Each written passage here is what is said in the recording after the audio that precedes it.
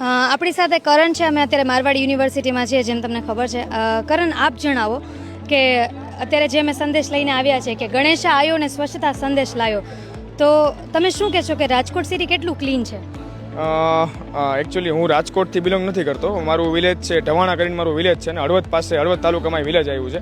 અને હું નાનપણથી વિલેજમાં જ મોટો થયો છું, એટલે મેં વિલેજ લાઈફ જ જોયેલી છે. તમે વિલેજમાં જોતા હશો કે સાંજના ટાઈમે જે ગાયો પોદરા કરતી હોય છે કે પછી ટૂંકમાં ગૌમૂત્ર હોય છે, આ બધું એ લોકો સેવ કરે છે. આ છાણા સવારમાં ઉઠતા વેત ઉપડી ગયા હોય છે, પછી ગૌમૂત્રને આપણે સ્ટોર કરીને રાખવામાં આવે છે કે જે કંઈ બધી કલ્ચરલ એક્ટિવિટીમાં આપણો જે બધું યુઝ થતું હોય છે, જેમ કે જોવી તો હોળિકા દહનમાં આપણે છાણા યુઝ કરીએ છીએ. પછી ગૌમૂત્ર આપણા ઘરને શુદ્ધિકરણ કરવા માટે ખૂબ જ ઉપયોગી હોય છે. એટલે આવી રીતે ઘણી બધી પ્રવૃત્તિ થાય છે ગામડામાં, જેથી ગામડું શુદ્ધ તો રહે જ છે, પણ એના આજુબાજુના પર્યાવરણમાં રહેતા જે જનાવરો રહ્યા, જીવજંતુ રહ્યા, એ બધાને પણ ફાયદો થાય છે. ને આપણે જોઈએ તો સિટીમાં અત્યારે આપણે આસપાસ તમે જોતા હશો પ્લાસ્ટિકના કાગળિયા પડ્યા હોય છે.